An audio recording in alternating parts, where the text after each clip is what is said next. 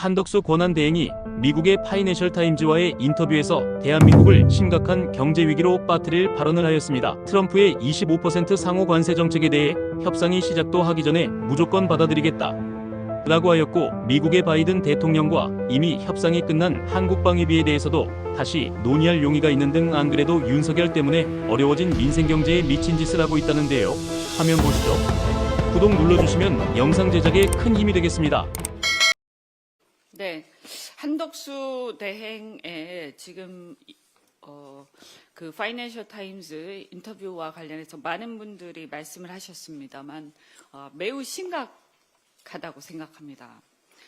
이 인터뷰 전문을 보면 첫 번째, 미국의 관세 조치에 대해서 맞서지 않겠다, 문제 제기하지 않겠다. 두 번째, 비관세 장벽, 이거는 사실은 이의가 많은 내용들입니다. 그런데 비관세 장벽에 대해서 이것을 전제로 하고 얘기하겠다, 기꺼이 얘기하겠다, 이렇게 나와 있고요. 그 다음에 세 번째, 방위비 협상에 대해서 얘기하고 있습니다. 그 다음에 네 번째, 자신의 출마에 대해서 얘기하고 있습니다. 이렇게 네 가지 테마로, 아이템으로 되어 있습니다.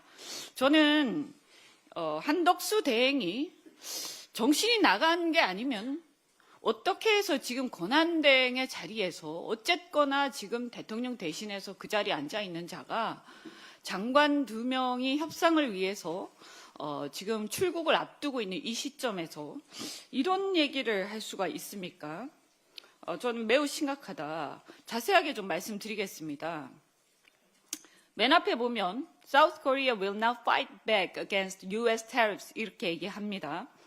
이의제기나 맞서지 않겠다. 한국은 미국의 관세 조치에 대해서 이의제기나 맞서지 않겠다는 걸 명확하게 하고 있습니다. 스스로 무장 해제를 협상도 하기 전에 하고 있습니다.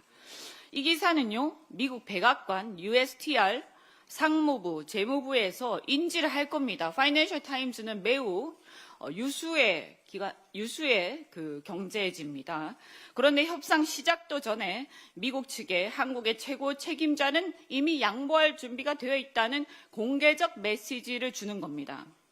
협상력을 심히 약화시키는 겁니다. 분명히 밝혀두지만 우리는 한미 동맹의 중요성과 한미 간의 경제 협력 등 우호적 관계 충분히 인식하고 있고 인정합니다. 그럼에도 불구하고 우리는 대한민국을 대표하는 그런 정치인들 또 정당으로서 당연히 국익을 최우선으로 해야 한다라는 것을 분명히 밝혀둡니다. 그것은 정부 관계자도 당연한 일입니다. 우리 대한민국 정부가 대한민국 국민, 대한민국 국익을 우선하지 않으면 어떻게 되겠습니까? 이것은 동맹국이라 하더라도 당연한 것이라고 생각하고, 우리가 친미라 하더라도 국익을 팔 정도는 아닙니다. 국익을 수호하는 친미여야 한다. 다시 한번 밝혀둡니다.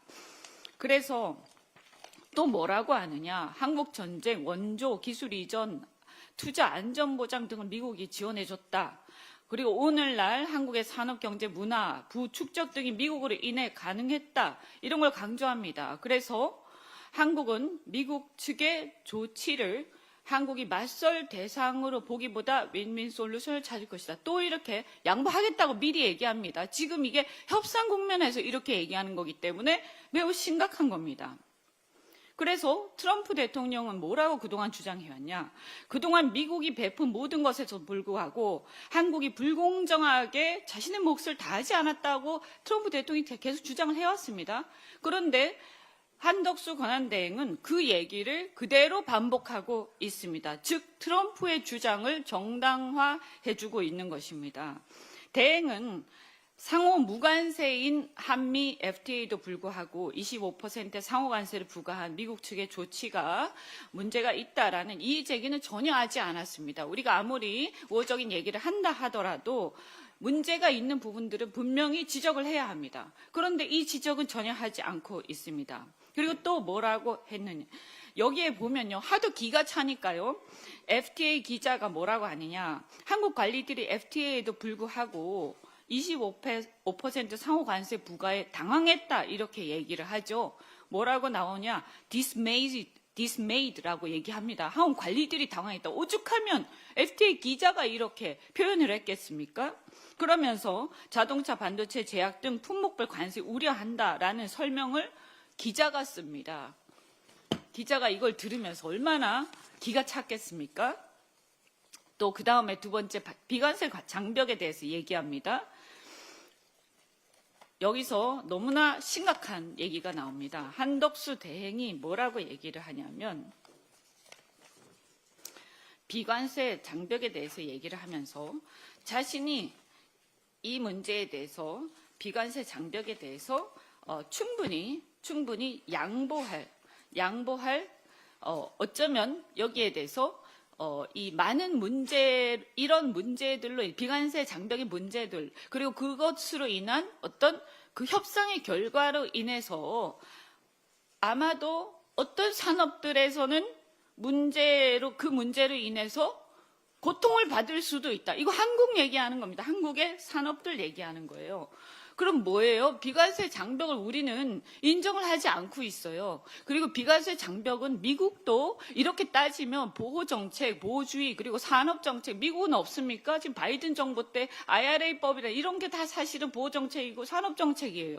그런데 그런 것들에 대해서 이런 방구 얘기를 안 하면서 지금 이런 것들에 대해서 우리가 마치 문제가 있는 것처럼 얘기를 하면서 이걸 협상하겠다고 얘기를 하고 있죠. 그러면서 그걸로 이 협상의 결과로 한국의 일부 산업은 고통을 받게 될 수도 있다. 이 사람이 한국의 권한대행입니까? 즉각 물러나세요. 이거 미친 사람 아닙니까? 그래서 우리 측 양보를 전제로 발언을 합니다. 이걸 보면 미국 측에서는 아마 협상을 앞두고 이 정도는 충분히 우리가 받아낼 수 있겠구나. 그러면서 우리 장관들이 가서 더 이상 방어를 못할 겁니다. 오늘 우리한테 와서 보고한다고 했는데 다행히 기재부, 산자부 이런 관료들은 그래도 최소한의 선을 넘지 않고 있습니다. 그런데 이분들이 아무리 가서 방어를 해도 권한대행이 이렇게 얘기해버렸기 때문에 방어가 안 될 겁니다. 틀림없이.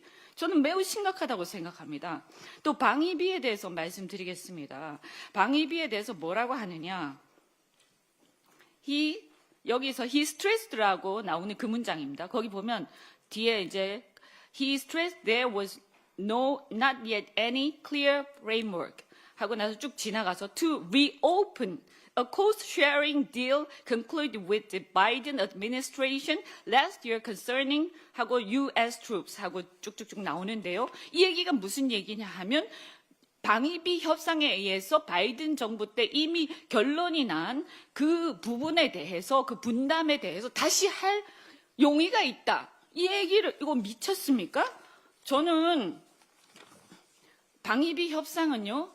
우리 이미 끝났어요. 그리고 우리 정부가 이미 우리 관료들도 방위비 협상은 다시 할 수 없다. 그리고 사실 다시 할 근거가 없습니다. 그런데 트럼프 대통령 요구를 하고 있죠. 사실 그 무리한 요구입니다. 그런데 계속 그렇게 요구를 하고 있는 겁니다. 근데 벌써 대놓고 이렇게 인터뷰에서 한다고 얘기를 하고 있고요. 근데 최근에 일본이 장관급 협상을 하고 있죠. 그런데 갑자기 거기에서 미국이 트럼프 면담을 요청하고 트럼프 대통령이 거기서 군사 방위비 협상을 얘기를 꺼냅니다. 그러면서 뭐라고 하느냐? 그 방위비 문제를 꺼내니까 일본이 거기에 대해서 뭐라고 얘기하죠? 일본의 이시바 총리가 우리 방위비는 우리가 주체적으로 판단할 것 이렇게 얘기했습니다. 심지어 일본의 총리도 이렇게 얘기하면서 일본 내에서는 이렇게 되니까 90일 내에 합의가 힘들 거다 이렇게 전망하고 있습니다. 그런데 우리나라는 왜 이럽니까? 그렇게 해서 방위비 협상을 쭉 얘기를 하고 심지어 이 뒤에서 이렇게 거의 나라를 팔아먹는 수준입니다.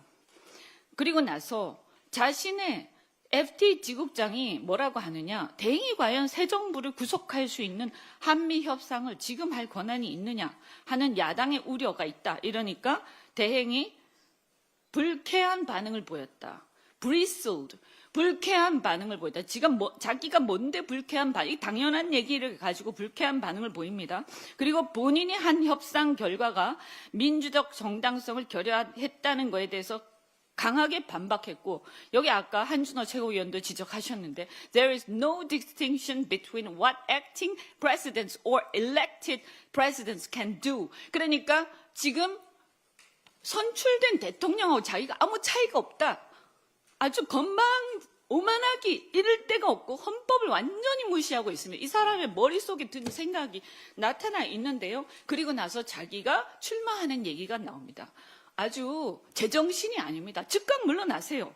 국익을 팔아서 자신의 정치적 야욕을 충족시키려는 것도 한계가 있습니다. 더 이상 봐줄 수가 없습니다. 우리가요, 한덕수 대행을 탄핵을 못 시켜서 못하는 게 아닙니다. 솔직히 말씀드려서 이미 헌재가 두 사람의 헌법재판관을 임명한 것이 헌법 위반이고 자신의 권한 범위를 넘어섰다고 분명히 판단을 했고 그것만으로도 충분합니다. 그 전에 했던 여러 가지 자잘한 헌법 위반의 행위들로도 충분합니다. 그런데 저는 지금의 이 어려운 환경 속에서, 어려운 경제적 환경, 국가적 환경 속에서 우리 민주당이 한덕수 대행 같은 그런 위인을 탄핵으로 하는 것 정도도 정말 아까운 지경이다. 아깝기 때문에 안 하는 겁니다. 우리가 국력을 낭비할 이유가 없습니다. 당력을 낭비할 이유가 없어서. 그래서 안 하고 있는 거지. 못해서 안 하는 거 아닙니다. 정신 차리고 즉각 물러나십시오.